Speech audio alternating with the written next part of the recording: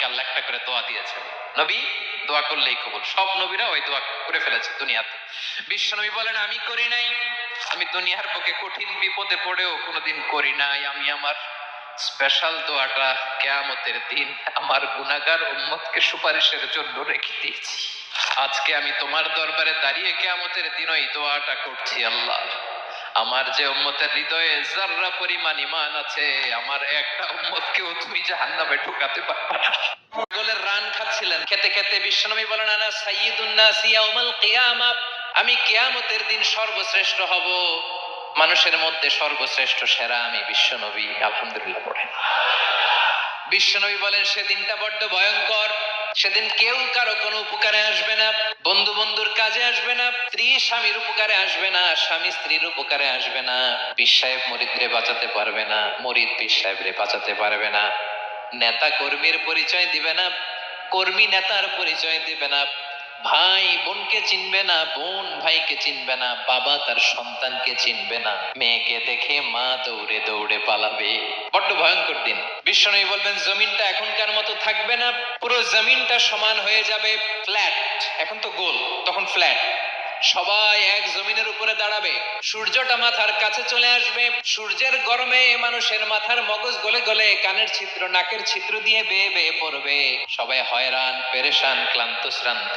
মানুষগুলো বলবে বাঁচার কোনো উপায় নাই।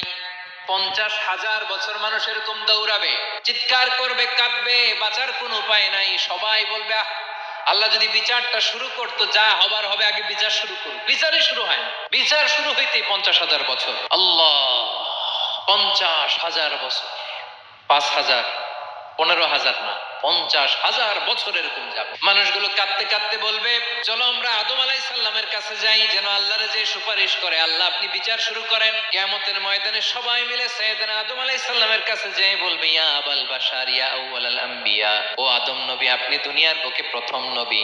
আল্লাহ নিজ হাতে আপনারে 60 হাত লম্বা করে বানিয়েছেন, আপনার সম্মানে ফেরেশতাদেরকে সেজদা দিতে বলেছেন। দুনিয়ার প্রথম নবী, প্রথম মানুষ আপনি, আপনি আল্লাহরে যে সুপারিশ করেন যেন আল্লাহ বিচার শুরু করে। আদম আলাইহিস সালাম বলবেন আমি পারবো না, কারণ আল্লাহ আমাকে একটা নিষিদ্ধ গাছের কাছে যেতে নিষেধ করেছিল, আমি ভুল করে এই গাছের ফল খেয়েছি। নাফসি নাফসি, আজকে আমার কি হবে আমি জানি না, আমি বড় লজ্জিত। আমারে যদি আল্লাহ জিজ্ঞেস করে কেন খাইছিলাম, আমার কোনো উত্তর নাই, তোমারে বাঁচামু কেমনে আমি? নবীরা থারথার করে কাঁপবে সেদিন। আদম আলাইহিস সালাম বলবেন আমি পারবো না, মাফ করো আমাকে, আমি পারবো না। ওই যে ভুল করে গন্ধম খেয়ে ফেলেছি, নিষিদ্ধ গাছের ফল খেয়ে ফেলেছে, আমি বড় লজ্জিত অনুতপ্ত, আমি পারবো না। আজকে আল্লাহ এত রাগান্বিত হয়েছে, আগে কখনো আল্লাহ এত রাগান্বিত হয় নাই, ভবিষ্যতে আল্লাহ কখনো এত রাগান্বিত হবে না। আমি পারবো না, এক কাজ করো, তোমরা নূহ আলাইহিস সালামের কাছে যাও। কোন নবী? লোকেরা এবার পাগলের মতো দৌড়াতে দৌড়াতে আল্লাহর নবী